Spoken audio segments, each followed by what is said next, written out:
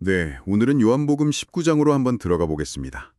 예수님이 빌라도 앞에 서시고 또 십자가에 달리시고 무덤에 묻히시는 그 과정들, 이 숨가쁜 여정을 따라가면서 그 의미를 좀 깊이 파헤쳐 보려고 합니다. 시작해 볼까요? 네, 좋습니다. 이 요한복음 19장이 정말 중요한 장이죠. 로마의 어떤 정치적인 상황, 또 인간적인 고뇌, 그리고 예언이 성취되는 그 지점들이 아주 그냥 촘촘하게 얽혀 있습니다.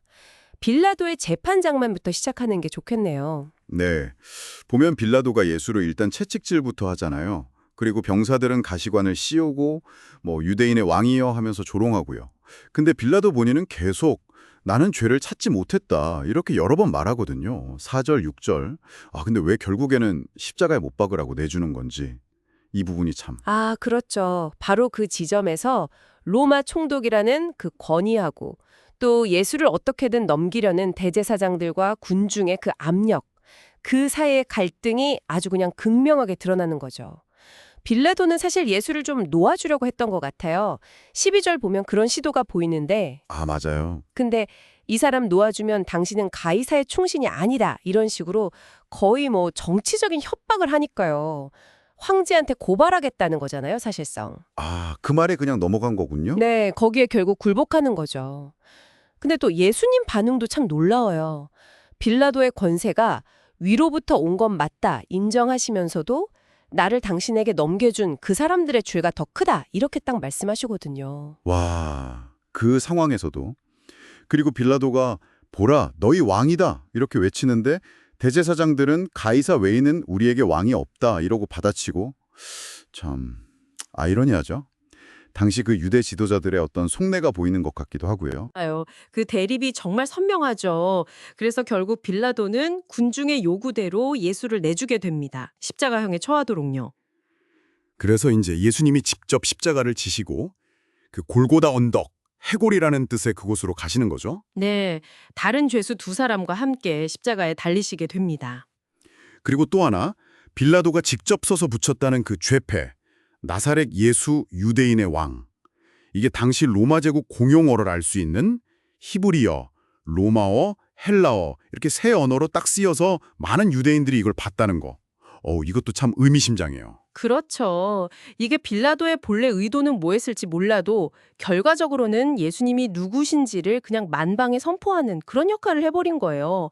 대제사장들이 와서 자칭 유대인의 왕이라고 좀 고쳐달라 이렇게 항의를 해도 빌라도가 내가 쓸 것을 썼다. 딱 잘라 거절하잖아요. 네, 맞아요. 그 고집이 어떻게 보면 역설적으로 진실을 드러낸 셈이네요. 네, 그런 셈이죠. 이 부분은 청취자분들도 한번 생각해 보시면 좋을 것 같아요. 십자가 아래에서는 또 다른 일이 벌어지죠. 군인들이 예수님 겉옷을 네 몫으로 나누고 속옷은 통으로 짜서 찢기 아까우니까 제비 뽑는 장면. 이것도 기록되어 있고요. 네, 그 장면, 이게 또 시편 22편 18절 말씀. 내 겉옷을 나누고 속옷은 제비 뽑는다는 그 예언이 정말 문자 그대로 이루어지는 걸 보여주는 거죠. 이런 예언 성취가 곳곳에 숨어 있어요. 그리고 그 십자가 곁에는 예수님의 어머니 마리아, 또 몇몇 여인들, 그리고 요한복음을 쓴 예수님이 사랑하시던 제자, 요한이 있었죠. 네. 예수님이 그 극심한 고통 중에서도 어머니와 그 제자를 서로에게 부탁하시는 그런 모습도 보여주시고요. 그 장면도 참 먹먹하죠. 그리고 나서 예수님이 내가 목마르다 하시고 사람들이 신포도주를 적신 해면을 우슬초에 매달아 입에 대주니까 그걸 받으신 다음에 마지막으로 다 이루었다 이 한마디를 하시고 숨을 거두시잖아요. 이 말씀들 어떤 의미로 받아들여야 할까요? 내가 목마르다는 말씀은 물론 시편 69편 21절의 예언 성취기도 하지만 동시에 그분이 정말 우리와 똑같은 완전한 인간으로서 실제적인 갈증과 고통을 느끼셨다는 걸 보여주는 거고요. 그리고 그 마지막 외침, 다 이루었다.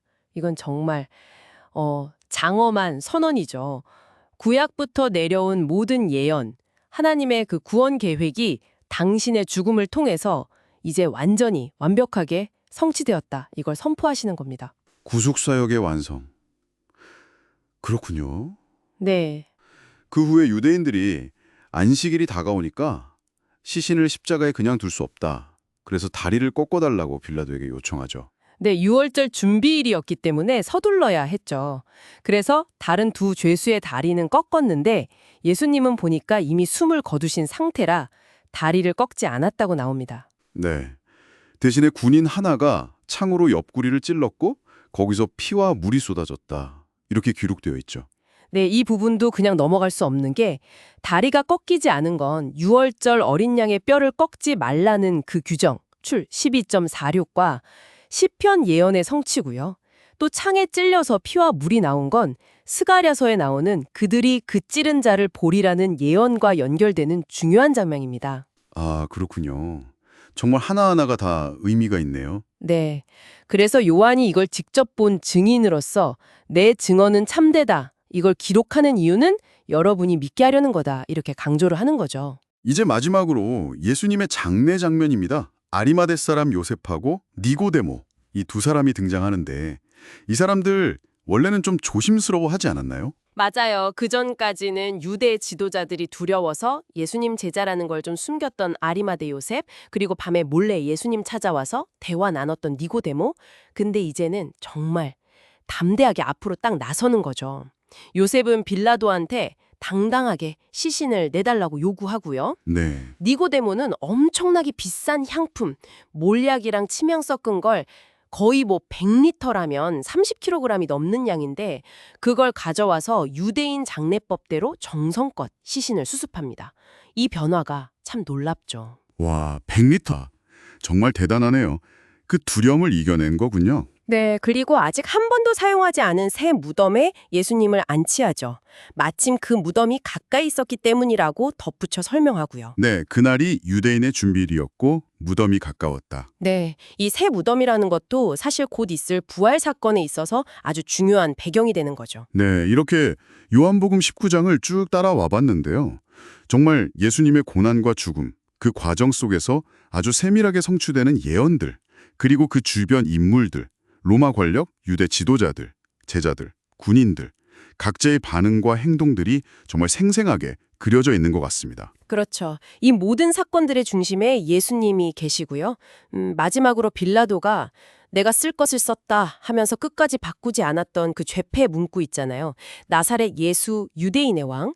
빌라도가 어떤 의도로 그걸 썼던 간에 그 문구가 담고 있는 그 진실의 무게, 여기에 대해서 한번 깊이 생각해 보시는 것도 좋지 않을까 싶습니다. 이게 오늘 저희가 준비한 내용입니다.